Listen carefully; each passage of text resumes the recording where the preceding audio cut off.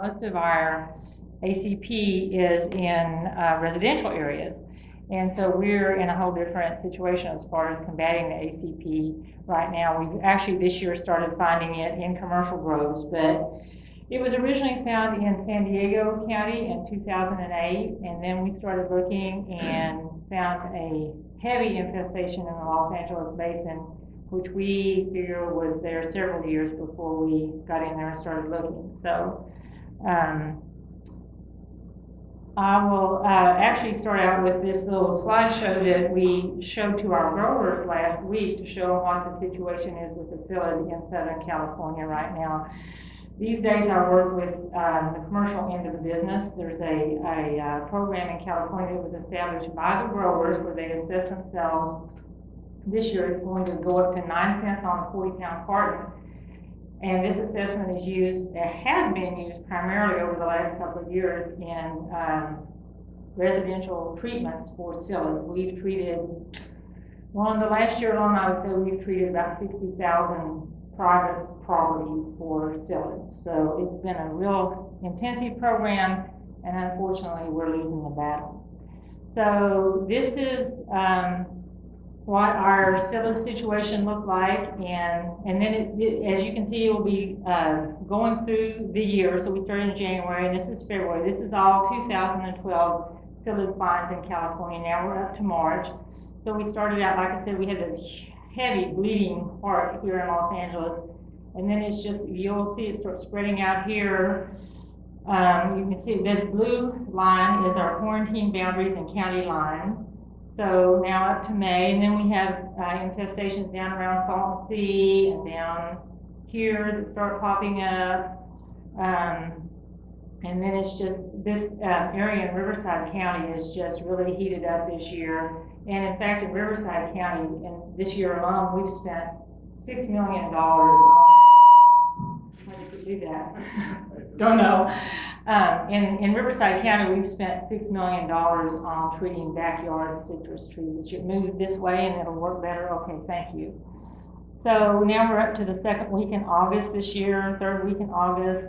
Keeps popping up out in here. We've seen it tracking out along this highway out to the east, getting out into the Coachella Valley area. So we've got and then we had to increase our quarantine boundaries just in August because we had new finds up in this area. I guess the good news for California, if there is good news, is that about 80% of our citrus population is up to the north, or citrus production is up to the north of this infestation. So it really hasn't gotten into our heavy areas of citrus production yet. So, and then this slide shows you all our finds for 2012. So we've had thousands of finds, and we test a lot of psyllids. I think there's one more slide that will show us, yes, we look here, then we start here in 2010, and these slides don't really indicate spread because it was there before we ever got in there. The slides indicate what we found. So we've got a lot of psyllids in California. And then this is the HLB quarantine area, which I should have shown you. That our one HLB find was sort of right in this mess here. So we've had the psyllid in California since 2008, and we found our first positive tree in March of this year. Actually, we found our first psyllids that were positive and then traced them back to a backyard tree that was positive for HLB. And even though we are in proximity to Mexico that has HLB, we don't think that our HLB in this case came in from Mexico.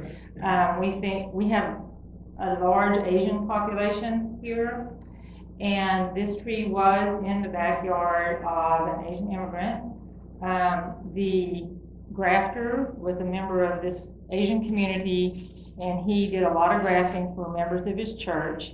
And this one tree that was positive had about 50 grafts on it.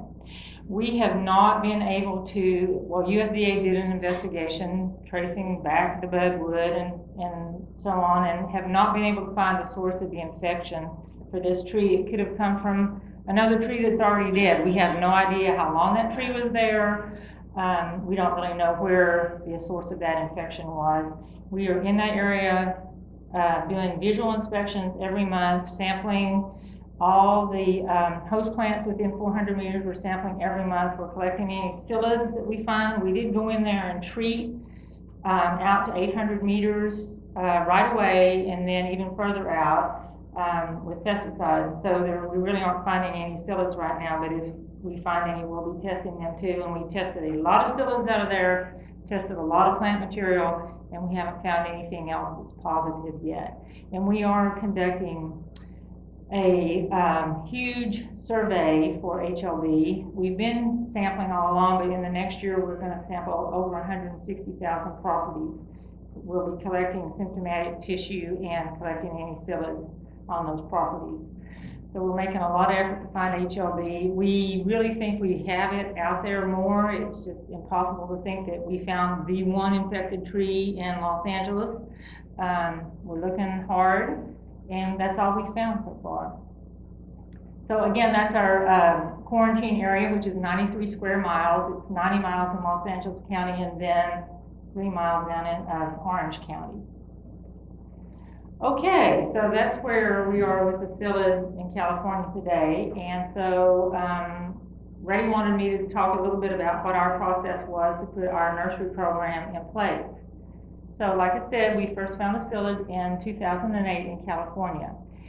The nursery industry, the citrus nursery industry in California, had already been interested in establishing a mandatory disease testing program before we found the psyllid. We'd had a voluntary disease testing program on the books since the early 60s, and it had largely devolved into a tristeza testing program for the nurseries. And they were interested in having a more robust program and ensuring that everybody had to participate in that program. So they actually, the nursery industry actually went to our legislatures and asked for a mandatory disease testing program for citrus nursery stock. So that was what happened in February of 2009, was this bill was introduced to mandate that anybody who produced citrus nursery stock propagated material had to participate in this program. So once that bill was introduced, we had a couple of meetings with the citrus nursery industry to see where they wanted to go with this. And they had in fact had a series of meetings prior to this where they had developed a set of proposed regulations. So we started discussing that with them and what parts of that we could adopt. Then this was our, I call this our come to Jesus moment here in California. Georgios Vitolakis, who runs our citrus clonal protection program, set up this workshop, and we had folks from Brazil and from Florida there telling us what they were faced with and telling us you can't afford to wait until you have the disease, because some of our nursery people were still at the point of, well, we don't have the disease, you know, we need to not get too excited about putting in some really strict regulations here that will make it really hard for us to stay in business. But after listening to what was going on in Florida and Brazil, it was clear to us, and I think to pretty much everybody in the room, after listening to those presentations, that we couldn't afford to wait till we had the disease in California. So we went ahead then and had a lot of meetings between there and May of 2010, and that's when we adopted the set of regulations that then we had to revise over the next period of time, which are now our citrus nursery regulations. And so this is all part of the process that we have to follow in California. We have laws that say how, if we're going to adopt regulations, what process that we have to follow. So we could do this emergency filing, but then after that we had to go back out to industry and polish them up and make them work as well as we could for industry. So between here and May of 2011, we had a lot of meetings with the industry. Aaron Dillon, who is here today from California, was at a lot of those meetings. It was a lot of back and forth and trying to adopt regulations that would achieve the purpose that we needed and also let these fellows continue in business. So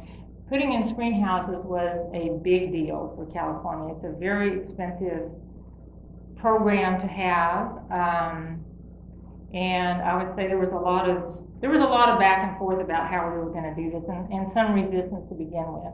So then our regulations became final in July of 2011, and then in March of this year we got HLB confirmed. So in that respect, I think we were a little bit ahead of the game, that we got our regulations in place. And the two cornerstones of our regulations are that the mother trees had to be under screen by January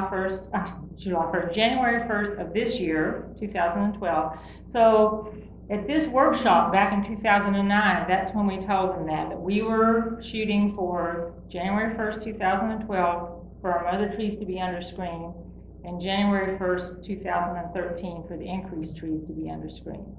So all the mother trees are under screen as of January of this year. And then in a few months, all the increased trees will be under screen. We weren't under quite the same time pressure as you all are here in Texas, because we hadn't found HLB yet. You've already found it, so I can understand the need for speed here. We felt like we had a little bit more time. And of course, as you all know, California can be a difficult place to do business. And so there's a lot of permitting that has to go on before these structures could be built, and a lot of work with the local authorities. So we had to build in time to allow for those kinds of things to take place. So here, I don't want to go into much depth on our regulations because they're pretty long. I brought copies of them if anybody wants to see them, but I just wanted some of the general things that I think made it possible to put our program in place. So we tried to be as broad as we could be, and we really aimed for performance standards instead of, what's the other word? Anyway, we were aiming for a general standard that it would be possible for people to meet in a timely manner. So we did allow for people who are already building structures, which some nurseries were building structures while these meetings and discussions were going on. So they were actually starting construction before they knew what the standards would be. So we had to allow for those to be accepted into the program. And so that's what this was for, that structures under construction or completed prior to the adoption of the regs could be grandfathered in if they met the performance standard. And we did go around and around. You'll be surprised at the performance standard, I think. This is it. We had originally had double door entries. We'd had the size of the screen mesh, and et cetera, and we came back to this. This is our requirement. All insect resistant structures shall be enclosed with a covering to exclude target vectors and shall have entryways that prevent the entrance of target vectors.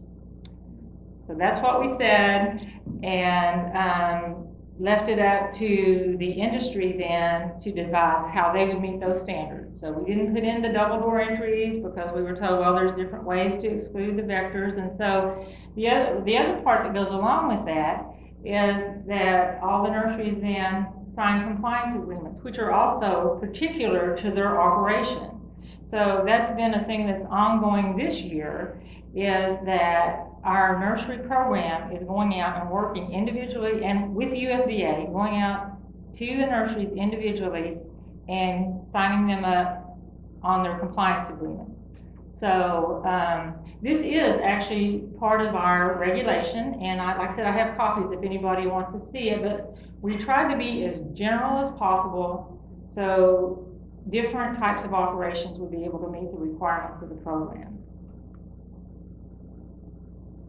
And then we had a lot of back and forth also about what would CDFA do if there's a breach of a structure, if there's a problem there. So we came up with a risk assessment that we would go out and perform. And so this is also part of our regulation, that these are the things, these are the things that we have to look at before we take any action against the nursery. So of course, one of the things that would be, well, all these are important actually. I mean, if you have a pin size hole where an insect can't enter, that's obviously you'd have a different reaction than if you've got something that a truck could drive through. One of the things that I think is important too is we look at where the nursery would be in relation to ACP, for instance. A lot of our nurseries are located well away from any of our ACP right now. So obviously if they have a breach in their structure, our reaction would be quite different than if it's in a heavily infested ACP area.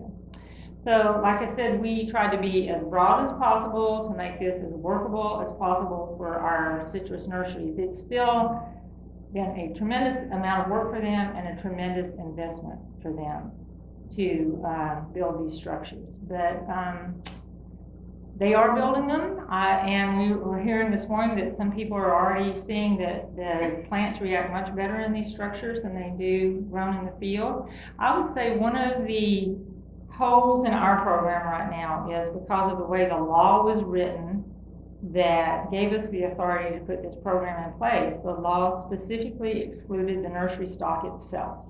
So all of our regulations, our program applies to mother trees and increased trees, but not to nursery stock. So the nursery stock can still be field grown. However, obviously within the ACP quarantine, there's a lot of rules about moving the nursery stock around. And in fact, if you want to ship nursery stock into the ACP quarantine or within the ACP quarantine, it has to be treated with a pesticide before you, even if you're outside the quarantine area, you have no ACP in your area, if you're going to ship it to inside the quarantine, you have to treat that before it's shipped inside the quarantine. And also if it's going to move within the quarantine, you have to treat it. So that was really quick, a really broad view. I would say for us, we just had to meet a lot of times with industry and talk. There was a lot of back and forth. I would say there were some unhappy people during the process, probably including me. It can be very frustrating. You meet and you think you reached an agreement on certain issues, and you meet again and realize that you weren't seeing eye to eye on that. And it takes a lot of back and forth, and you need people that are really, that their heart is in this, that they're committed to getting it done. We had some nursery people that might have driven me crazy at the time, but frankly couldn't have gotten it done without them because they were very committed to the process, and also while protecting their industry and protecting the citrus industry in California. So, any questions about, or you want questions later? I have one more question. So the nursery stock is not included in the regulation. Right. Do you foresee that possibly changing in the future should further find? Well, we've told them all along, once HLB's there, all bets are off. It's a whole different situation. So we don't, of course, you saw the size of our quarantine area right now for HLB. It's very small. We don't have any production nurseries inside that area. If any production nurseries in an HLB quarantine area, the nursery stock would have to be protected, yes. This is not an HLB quarantine program. So yes, it's a very different situation in the presence of HLB. Okay?